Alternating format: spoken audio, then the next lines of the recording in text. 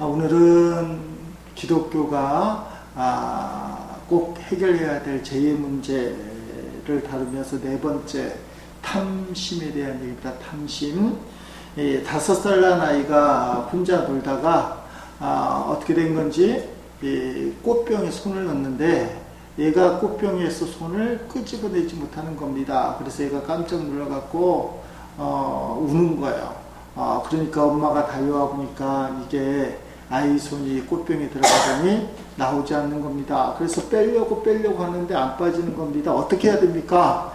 어쩔 수 없이 그 비싼 꽃병, 좋은 꽃병인데 아이의 손이 안 빠지니까 어쩔 수 없이 이 꽃병을 깼습니다. 꽃병을 깨고 나니까 특이한 모습을 보이는 아이가 뭔가 움켜잡고 있는 겁니다. 그래서 움켜잡고 있는 걸 이렇게 펴보니까 500원짜리 동전이 그 속에 있는 겁니다. 자, 아이가 장난하다가 500원짜리 동전을 꽃병 속에 놨는데 꽃병 속에 들어간 500원짜리를 찾기 위하여 쑥 집어넣어서 잡았습니다. 그래서 500원짜리는 끄집어내야 되고 하니까 끄집어내야 되는데 손이 안 나와요. 주먹졌기 때문에. 그래서 꽃병을 깰 때까지 아이가 500원짜리를 움켜잡고 있었다. 우리 같으면 아마 손을 펴서 뺀 다음에 이렇게 꽃병을 뒤집어서 끄집어낼 텐데 이 아이가 그 마음이 없었던 거죠. 그런 생각이 없어서 주먹이 안 나오는 것만 깜짝 놀라서 결국은 꽃병이 깨졌다. 우리가 이런 모습을 보면서 그 아이의 모습이 어쩜 우리의 모습이다. 움켜잡는 것 때문에, 탐심 때문에 우리 인생이 깨지는 인생일 수도 있다. 오늘 본문 15절에 삼가 모든 탐심을 물리치라 그렇게 되어 있죠. 사람의 생명, 여기서 생명이라는 것은 행복한 인생, 행복한 인생은 그 소유에 넉넉한 데 있지 아니하니라 하면 물건이 많고 인생이 풍요롭고 돈을 많이 벌면 행복할 것처럼 보이는데 실제로 그렇게 되면 행복한 게 아니다. 행복한 것은 많이 쌓아두는 데 있지 않다. 오늘 말씀의 결론쯤에 가면 보물을 어디에 쌓아두라 그래요? 땅에 쌓아두지 말고 하늘에 쌓아두라. 그렇게 이야기할 수 있습니다. 여러분, 탐심이라는 게 가장 보편적인 제약에 해당됩니다. 그러면서 긍정적인 작용도 해요. 우리가 나누고 있는 7가지 제약이 다 나쁜 건 아니에요. 좋은 일에 욕심내는 건 좋은 겁니다. 그렇잖아요. 내가 어떻게 더 믿음을 가져볼까, 어떻게 더 기도해볼까, 어떻게 더 전도해볼까, 이런 것은 좋은 탐심이라, 좋은 욕구라 얘기할 수 있습니다. 문제는 나쁜 탐심에 대한 이야기. 인간이 살면서 탐심 없이 살 수는 없다라는 것입니다. 오늘 본문에 우리가 잘 아는 어리석은 부자 이야기가 나오고 있습니다. 오늘 본문 시작하는 1절에 보니까 예수님이 그 당시 설교자로서 인기가 많았습니다. 수만 명이 모였다. 성경이 맞는지 모르겠지만 그동안에 무리 수만 명이 모여 서로 밟힐 만큼 되었더니 사람이 인산 이래를 누려서 서로 밟힐 만큼 수만 명, 오늘날 같이 음량시설이 좋지 않을 때 산 같은데 수만 명이 모일 수 있겠는가? 그리고 그 사람들이 설교를 들을 수 있겠는가? 저 수만 명이 모여서 설교를 듣는 중에 뚱딴지 같은 사람이 한 명 나옵니다. 13절 말씀이 그때 시작된 게, 사람이 밟힐 만큼 수많은 사람들이 있는데 한 사람이 툭 튀어나옵니다. 여러분, 말씀을 들을 때 말씀을 듣기에 힘을 써야 되는데 요새 말로 하면 설교를 들으려고 다 집중하고 있는데 한 사람이 저요! 질문을 하면 아마 목사님도, 설교하는 목사님도 말리고 옆에 있는 사람들도 하면 끄집어 갈지도 몰라요. 설교 시간에는 질문하는 게 아니고 들어야 된다.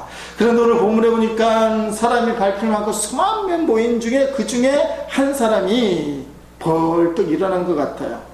그래야 눈에 띄니까 사람이 밟힐 만큼의 수만 명 중에서 예수님에게 말을 거는 유일한 사람, 이 사람이 얼마나 간절했으면 이거 풀지 못하니까 세상 말로 얘기하면 창피하잖아요. 수만 명 보는 앞에서 자기 허물을 이야기하는 게 무슨 허물이냐? 선생님, 내 영을 명하여 유산을 나와 나누게 하소서, 이렇게 얘기하는 겁니다. 쉽게 말하면 자기 몫에 유산을 받지 못한 게 부끄러운 것이잖아요. 형하고 사이 안 좋은 게 결국은 좋은 일은 아닌데 한이 맺혔다 이거야. 한이 맺혀서 선생님은 지혜로니까 내 형님에게 말해 주셔서 유산을 나와 나누게 해 주십시오. 그렇게 했다는 것입니다. 자, 말씀을 들을 때 질문을 한 겁니다. 그랬더니 예수님이 문제 해결의 말씀을 하지 않아요. 14절에 이 사람아 누가 나를 너희의 재판장이냐 물건 나눈 자로 세웠느냐 하시고, 여러분 이 말씀 잘 봐야 되는데 예수님이 공평한 거 반대하고 물건 나누는 거 반대하는 그런 사람이 아니라는 겁니다. 자, 설교 시간에 예수님이 무슨 설교를 하셨느냐, 이 동생, 억울한 동생 속에 무엇이 있느냐, 억울한 동생 속에 있는 것은 탐심이다 라는 겁니다. 탐심. 자기 몫의 유산을 받지 못한 어떤 분노, 억울함, 그리고 그 너머에는 탐심이 깃들어 있다. 탐심. 그래서 그 탐심을 이야기하기 위해서 말씀을 하는 겁니다. 자, 그래서 나온 게 어리석은 부자 이야기, 탐심에 찌든 부자 이야기가 나오는 겁니다. 자, 말씀을 보면 그런 거예요. 형제가 있은 걸로 보여집니다. 형제 중에 부모님이 돌아가시는 바람에 아마 급작스럽게 돌아가실 수도 있죠. 그렇게 되면 율법에 의하면 형님은 꽃배기 갑절로 받게 되어 있습니다. 그러면 재산을 두 형제가 있다. 어떻게 나눠야 될 것 같아요? 3등분 해야 되죠. 3등분. 그래서 동생은 3분의 1, 형님은 꽃배기니까 3분의 2. 자, 여기 형님이 자기가 꽃배기로 받은 게 맞아요. 율법적으로 얘기하면 뭐 세세한 설명은 없으니까 아마 형님이 갑절로 받고도 3분의 1을 동생에게 줬다 안 줬다? 안 준 것으로 보여집니다. 동생이 화가 난 거예요. 그래서 화가 나서 형님에게 내 몫의 유산을 잘 나눌 수 있도록 해달라. 그렇게 이제 예수님 앞에 청원을 하는 겁니다. 청원했는데 예수님이 인간의 근본적인 문제, 너가 재산을 나눠 갖고 안 나눠 갖고의 문제가 아니라 인간의 가장 근본적인 문제, 그게 무슨 문제냐? 탐심의 문제다라고 합니다. 그래서 탐심의 문제가 해결이 돼야만 인생은 행복할 수 있다. 그래서 15절 말씀, 사람의 생명, 이 생명은 참된 인생이라는 말씀드렸죠. 너가 추구하는 참된 인생, 너는 너 몫의 유산을 받아야만 행복하다고 생각하지 마. 너 몫의 유산을 받는다 할지라도 너는 행복하다, 행복하지 않다. 행복하지 않을 것이다. 그 말을 하는 거예요. 행복하려면 어떻게 해야 되느냐? 탐심을 버려야 된다. 그래서 오늘 말씀의 제목이 탐심에 대한 이야기입니다. 그래서 16절부터 자기 몫의 유산을 달라고 하는 동생에게 탐심을 버리라는 말씀, 그 말씀을 어리석은 부자의 이야기로 한다는 것입니다. 자, 어리석은 부자의 첫 번째 제일 중요한 이 핵심은 뭐냐? 탐심 가진 사람은 자기밖에 모른다. 그 말이에요. 자, 16절부터 18절까지 말씀, 이게 중요한 말씀 한번 읽어봅니다. 또 비유로 그들에게 말하여 이르시되 한 부자가 그 밭에 소출이 풍성하매 심중하여 생각하기에 이르되, 아멘. 자, 심중에 생각하여 이르되 이제 소위 말하는 독백이 나오죠. 읽어봅니다. 내가 곡식 쌓을 곳이 없으니 어찌할까 하고, 또 이르되 내가 이렇게 하리라. 내 곡간을 열고 더 크게 짓고 내 모든 곡식과 물건을 거기 쌓아두리라. 또 내가 내 영혼에게 이르되 영혼아, 여러 해 쓸 물건을 많이 쌓아두었으니 평안히 쉬고 먹고 마시고 즐거워하지 않으리라. 네, 아멘. 자, 하나님이 은혜를 주셔서 그 해의 농사를 풍성하게 졌습니다. 올해는 풍년이 들어서 뭐든지 잘 됐다고 그래요. 고추가 엄청 잘 되고 오이도 잘 되고 뭐 과일도 잘 되고, 그래서 이번 추석에는 이 곡식이나 과일값이 싸다 그러고 김장 담그는데도 고춧가루 값도 싸다 그러고 얼굴 화색이 별로 안 좋은 것 같아요. 그래도 돈 들어갈 때가 적게 들어가는 그런 풍토입니다. 자, 그렇게 되면 하나님의 은혜를 생각해야 되는데 이 사람이 집중하는 것은 나라는 겁니다. 여러분, 자기 독백의 시작, 뭐라고 얘기합니까? 독백의 시작 16절 17절부터 보니까 내가 곡식 쌓아둘 것이 없으니, 여기서 나라고 지칭된 단어를 찾아보면 이 18절 내가 내 영혼에게 이르기까지 하면 6번 되어 있어요. 6번. 이 헬라어문에는 다나에 라고 이제 들어가니까 더 많겠죠. 내 곳간을 울고 더 크게 짓고 내 모든 곡식과 내 모든 물건을 거기 쌓아두리라. 이렇게 하면 나라는 물건이 엄청 많은데 탐심에 찌든 사람은 자기밖에 모른다라는 사실입니다. 남이 어떻게 되든지 자기 살 궁리만 해요. 요 근래 몇 번 말씀드렸지만 유럽의 난민 문제가 이제 대두가 되고 한국에도 불똥이 튀었어요. 한국은 난민 받아주는 확률이 너무 낮대요. 전 세계 중에 중국 화교가 자리 잡지 못하고 쫓겨난 곳 중에 하나가 한국인 것 같아요. 화교들은 어디 있든지 중국 사람들이 버티는데 우리는 짱깨집밖에 안 남았죠. 정통 중국집 출신들 짜장면집이 김해에도 몇 군데 있죠. 구산동에 무슨 곳 이런 데 있는데 이 사람들이 상권을 잡지 못했어요. 오히려 중국 현지인들이 한국에 이제 투자를 해서 상권을 갖고 있죠. 그러니까 우리나라에 살던 중국 사람들이 상권을 잡는 것이 아니라 중국 떼부자들이 제주도에 투자하고 서울 명동에 투자하고 김해에도 좀 투자하도록 어떻게 투자 유치를 해야 되는데 모르겠어요. 자, 한국 사람들이 난민을 수용하지 않는다. 또 시리아에 있는 난민들을 유럽이 수용하지 않는다. 왜 그렇습니까? 같이 살 수 있는데 배타한다는 거예요. 같이 살지 않겠다. 이게 집단 이기주의라고 얘기할 수 있습니다. 집단 이기주의. 자기밖에 모른다. 오늘 본문에 나와 있는 사람도 자기밖에 모르는 부자의 모습. 그게 어리석다고 성경 얘기합니다. 자기밖에 모르는 어리석은 부자의 모습. 우리가 작은 연못이라는 그런 노래도 부르고 시도 있잖아요. 우화 같은 이야기. 작은 연못에 물고기 여러 마리 살았는데 나머지 2마리가 나왔습니다. 한 마리는 생각하기를 저놈마저 없으면 이 연못은 내 차지다. 얼마나 신나겠어. 지금은 수영하다 보니까 둘이 마주치고 먹이도 나눠 먹고 힘든데, 그런데 저놈만 없으면 좋겠다. 그래서 이 큰 물고기가 작은 물고기를 잡아 죽였어요. 그래서 드디어 작은 연못을 독차지했는데 내용은 어떻게 흐릅니까? 죽은 물고기가 연못가에 둥둥 떠오르고 썩기 시작했어요. 연못이 썩기 시작해서 결국 남아있던 큰 물고기도 썩어진 연못 때문에 물 때문에 살지 못하고 죽었다. 그렇게 이야기가 들리죠. 슬픈 작은 연못 이야기. 상생해야 되는데 상생하지 못하는 이야기. 오늘날 사람들이 관심 갖는 게 인류주의를 이야기하면서 사람들의 어떤 상생에 대한 이야기, 함께 살아야 된다, 공생에 대한 이야기, 그런 흐름들이 있습니다. 함께 살아야 된다는 건 좋죠. 그러나 성경적으로 살아야 돼. 성경적으로 하나님 시각으로 함께 살아야 됩니다. 사람이 좋은 대로 사는 건 아니다. 이제 그 내용 좀 이따 보려고 하는데요. 어쨌든 간에 탐심의 첫 번째 현상은 자기밖에 몰라요. 나만 살면 되지 라는 생각. 십자가는 뭐예요? 내가 죽고 남을 살리는 거야. 우리가 교회 다니는 것은 결국은 내가 죽고 남을 살리는 주님의 사랑을 덧입는 거야. 그래서 처음에는 나 혼자 살려고 신앙생활을 하지만 조금 지나면 내가 죽음으로 우리 가정이 평안해지고, 내가 죽음으로 교회가 부흥하고, 내가 죽음으로 남이 행복할 수 있다면 나도 죽을 수 있다. 얼굴 표정에는 별로 동의는 안 하시지만 그런 마음으로 사는 거예요. 나 혼자 희생해서. 아니, 교회 안 다니는 가미가제 출신들도 민족을 위해서 비행기 타고 폭탄 들고 떨어져 죽잖아요.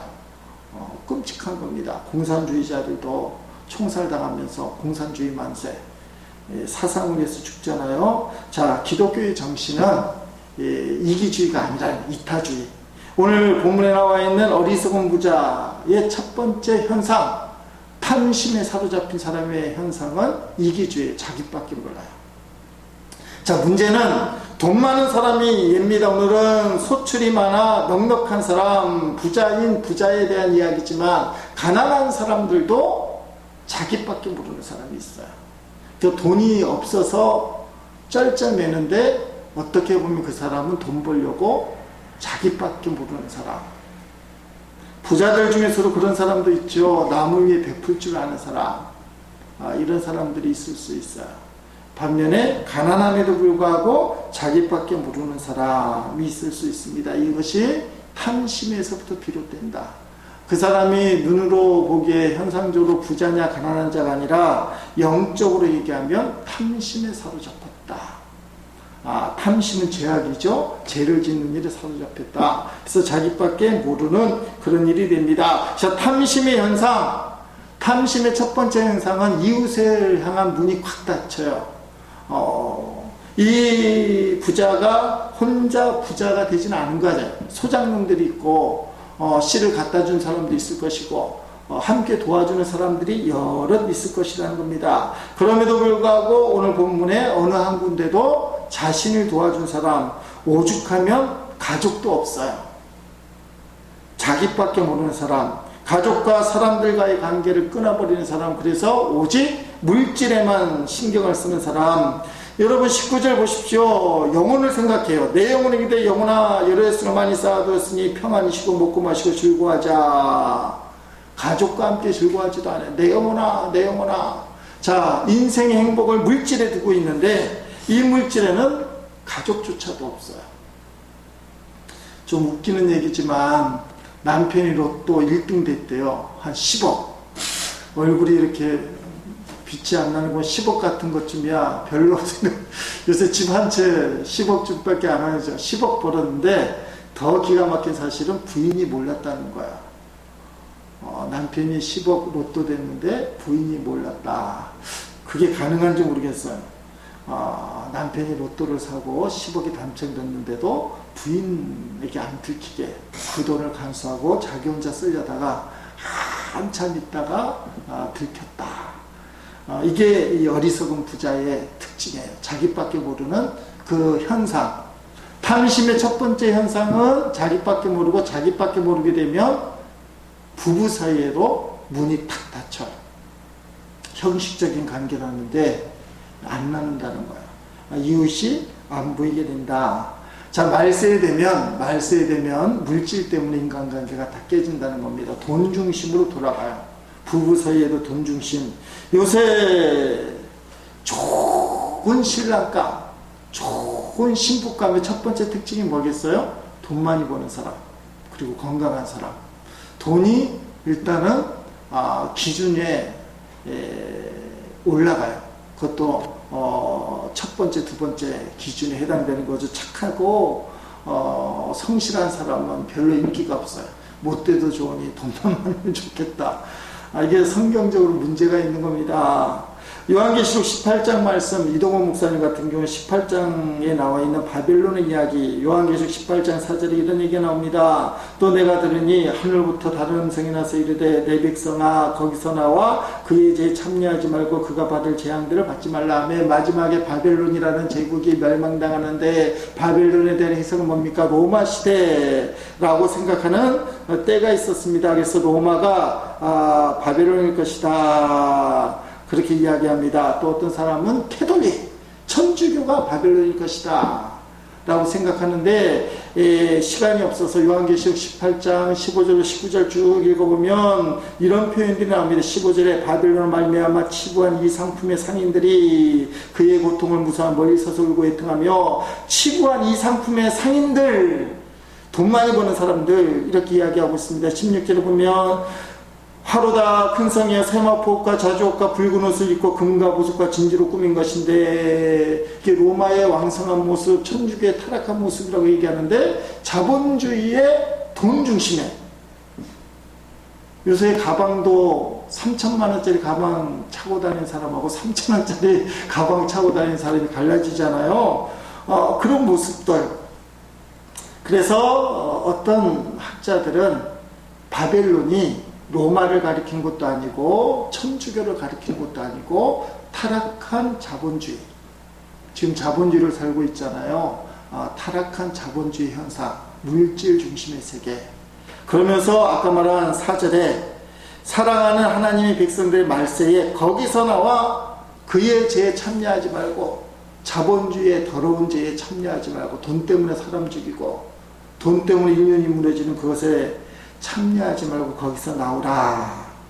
그렇게까지 해석해. 이제 돈이, 만몬이 세상을 장악하는 거예요. 그래서 오늘 말씀을 계속 정리하면, 사람의 죄인 탐심이 나오면 자기밖에 모르고, 자기밖에 모르게 되면 문이 닫히는 게 사람과의 관계가 닫혀요. 그게 바벨론이라고 표현하는 겁니다. 두 번째 문이 닫히는 게 뭐예요? 하나님이에요. 하나님. 여기 영혼을 생각하는 단어, 영혼이라고 얘기하면 아무래도 교회 다니지 않겠어요? 오늘날로 치면 교회 좀 다녀본 사람, 교회에서 보면 이 정도 부자면 중직 맡을 수도 있을지 몰라요. 돈도 벌고 교회 좀 다녀본 사람. 근데 이 사람이 하나님 앞에 감사한다는 말이 없다. 그거예요. 하나님 앞에 감사한다는 마음이 없다. 돈이 많게 되니까 눈이 하나님과의 눈이 딱 감긴 거야. 재미난 이야기 했잖아요. 처음 교회 나와서 신실할 때는 300만 원 벌어서 30만 원 11조가 쉬웠는데 3천만 원쯤 벌기 시작하니까 300만 원 11조가 힘들어요. 그래서 목사님 찾아와서 면담을 하잖아요. 목사님, 30만 원 11조는 좀 쉬웠는데 300만 원 11조는 걱정이 됩니다. 믿음이 흔들리지 않게 주옵소서. 그래서 목사님 뭐라고 그랬대요? 집사님, 절대 흔들리지 않게 기도해 드리겠습니다. 앞으로 30만 원만 11조 하도록 하나님 축복해 주옵소서. 그러면 300만 원 11조 걱정 없도록. 이게 사람의 마음이에요. 가끔 말씀드리는 집사님이 계신데 대단한 꿈을 갖고 계시고 요새는 좀 연락이 안 와요. 근데 저한테 좀 혼난다는 표현이 그렇지만 늘 듣는 말이 11조는 해결해야 된다. 하나님 일 한다고 부자가 되는 게 꿈인데 지금 가정에서 11조를 하지 않는다면 그거 하나님 기뻐하시겠냐. 제가 봐도 그분의 관건은 11조예요. 지금 11조 안 한대요. 본교회에 꼭 11조는 하셔야 된다. 옛날에 한번 문제 있을 때 한 1년 반 전에 그래서 11조 한 번 했더니 문제가 해결됐대요. 근데 그 다음에 또 안 하는 것 같아요. 사업하는 사람들이 그게 괴로운가 봐요. 정기적인 돈이 안 나오잖아요. 그분은 공기업도 다니시기 때문에 공급도 받고 회사도 다니고 가게도 대여섯 군데 하는 사람인데 사업하는 사람들은 수입이 불규칙하니까 11조 하기가 힘든 것 같아요. 자, 하나님을 안 보이게 된다. 탐심이 사로잡히면 하나님을 안 보게 되고 결국은 물질을 쫓아가게 된다. 그 말입니다. 여러분, 성경에 하나님께서 우리에게 물질이 필요하다 그럴까요? 필요 없다 그럴까요? 필요하다 그래요. 마태복음 6장 31절부터 33절을 보면 이렇게 나와 있습니다. 그러므로 염려하여 이르기를 무엇을 먹을까 무엇을 마실까 무엇을 입을까 하지 말라. 이는 다 이방인들이 구하는 것이라. 너희 하늘 아버지께서 이 모든 것이 너희에게 있어야 할 줄을 아시느니라. 그런즉 너희는 먼저 그의 나라와 그의 의를 구하라. 그리하면 이 모든 것을 너희에게 다 하시라면. 거기 보니까 뭐라고 나옵니까? 먹을 것, 입을 것, 그런 문제 때문에 걱정하니까 하나님 아버지께서 뭐예요? 이 모든 것이 너희에게 있어야 할 줄을 아신다. 그러니까 먹을 것, 입을 것을 필요한 줄 하나님 알아요? 몰라요? 알아요. 그러니까 먹을 것, 입을 것의 문제도 하나님 해결해 주시겠다. 그러나 우선순위가 있는데 마태복음 6장 33절에 보니까 먼저라고 되어 있어요. 먼저 그의 나라와 의를 구하라. 그리하면 이 모든 것을 너에게 주시겠다. 그렇게 되어 있습니다. 먼저라는 거. 하나님의 나라와 의를 구할 때 탐심을 물리칠 수 있다. 자, 민수기 22장에 보면 재미난 이야기 나옵니다. 발람이란 선지자에게 발람, 구약에 나오는 여러 인물 중에 가장 아리까리하면서도 논란이 되는 인물이 발람입니다. 어떤 사람은 이 사람이 이스라엘 사람이라고도 하고 어떤 사람은 이스라엘 사람이 아닌 이방이라고 하는데 이스라엘 백성이 출애굽을 해서 광야를 점령해 나가는데 광야를 점령해 나가다 보니까 모압이라는 나라가 위기감을 느껴요. 모압은 큰 민족인데 모압의 새로운 왕이 발락이 됩니다. 이름이 비슷하죠. 발락이 왕이 되는데, 이건 군대로 싸워서 안 되는 것을 발락이 알아. 이게 발락이라는 왕이 모압 왕인데 지혜로운 왕이잖아. 이건 전쟁하는 거 보니까 르비든 강야에서 아말렉하고 이스라엘 싸울 때 모세가 손들면 이기고 내리면 지는 거 보니까 군사력을 뜰 수 없다. 그러니까 하나님의 군대니까 하나님의 선지자를 데려오자. 그래서 데려온 사람이 발람입니다. 여러분이 외우기 시작하면 쉽게 얘기하면 모압 왕은 발가락, 그래서 가짜를 빼면 발락.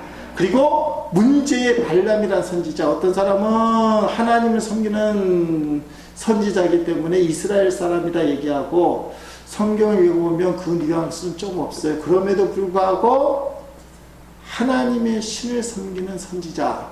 왜 이 사람이 중요하냐면, 성경에도 중요하게 나오지만 고고학적으로 역사적인 문헌에 이 사람 이름이 많이 나오는 거예요.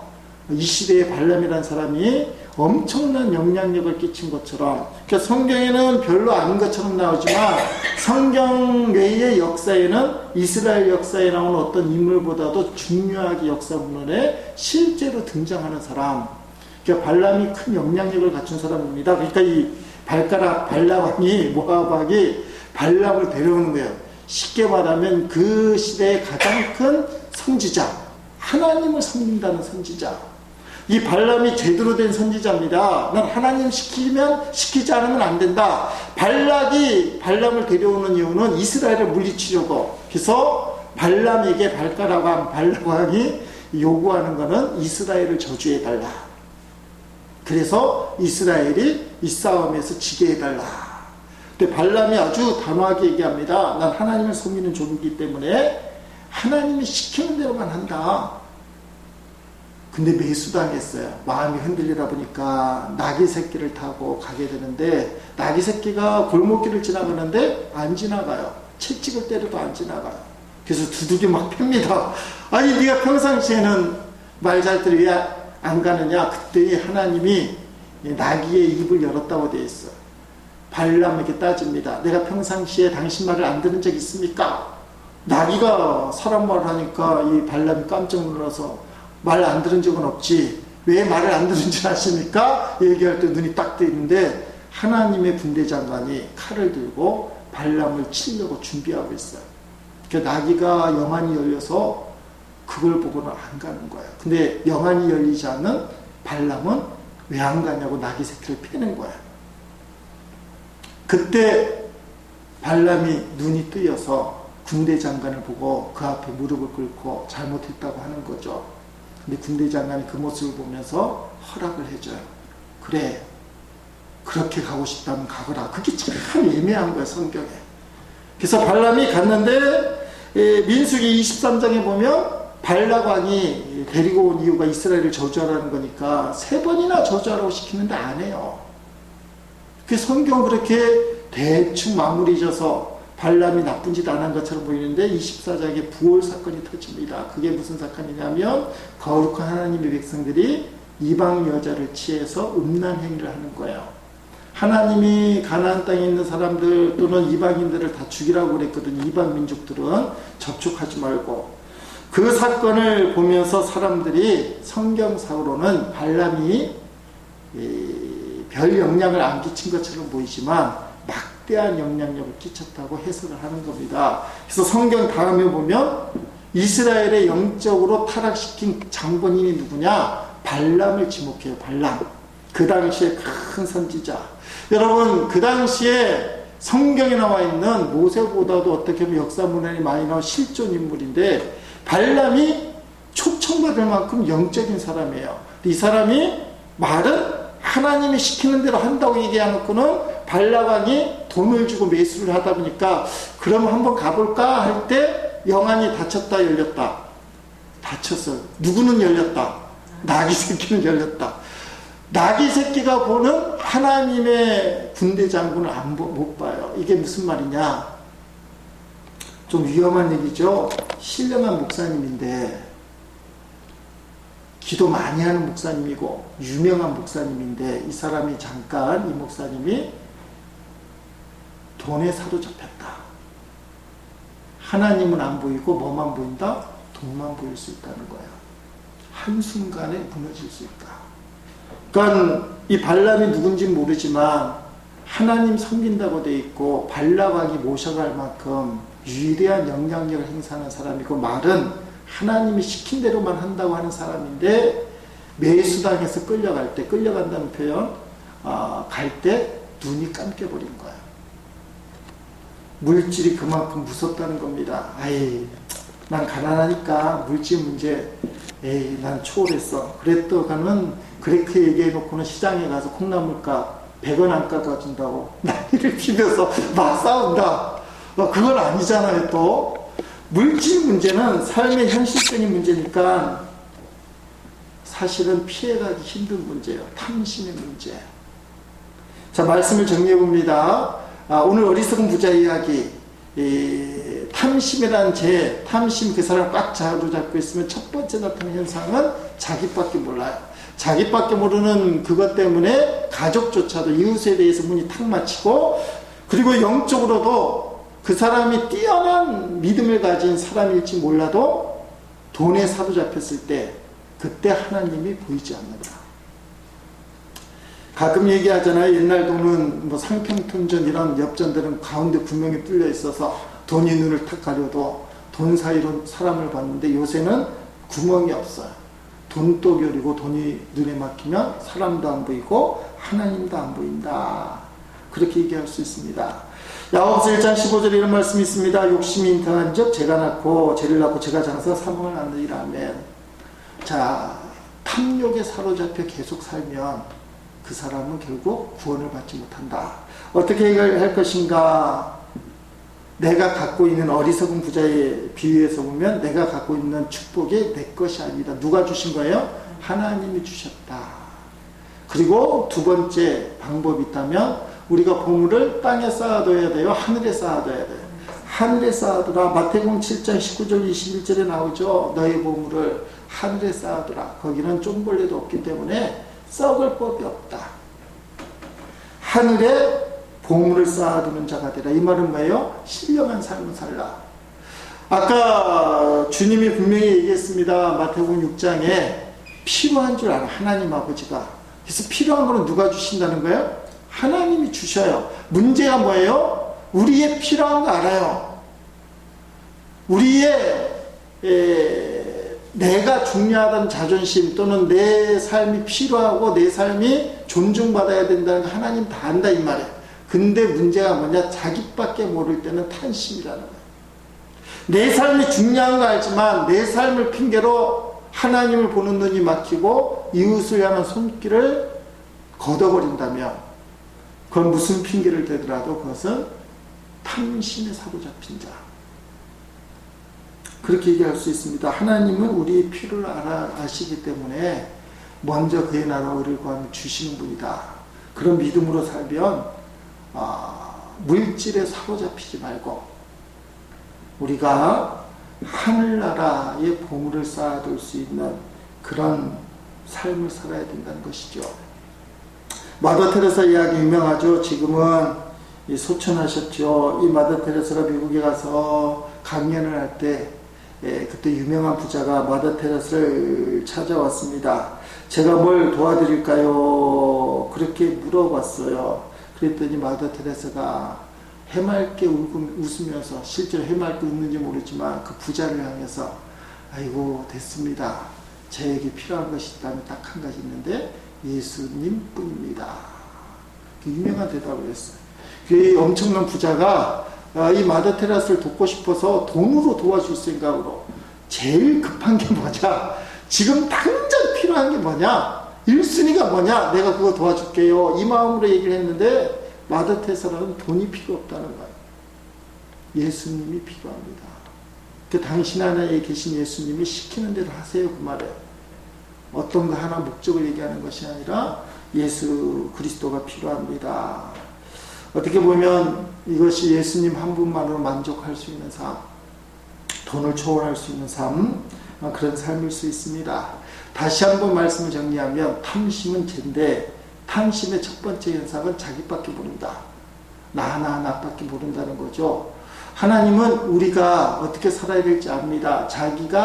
내가 필요한 것을 아십니다. 그러나 자기밖에 모르는 건 죄라는 걸 깨달아야 돼요. 자기밖에 모르게 되면 가족에 대해서조차도 문이 닫혀요. 돈에 눈이 어두게 되면 위대한 하나님의 선지라 할지라도 성경에는 발람이라고 되어 있죠. 노새도 보는 군대 장관을 못 봐요. 영안이 닫히기 때문에. 어떻게 해결해야 될 것이냐. 이 축복은 하나님이 주셨다. 물질은 하나님이 주시는 것이다. 두 번째는 우리의 보물을 하늘에 쌓아두자. 땅에 쌓아두려고 하지 말고 하늘에 쌓아두자. 그런 삶을 사는 우리 모두가 되기를 주의 이름으로 축복합니다.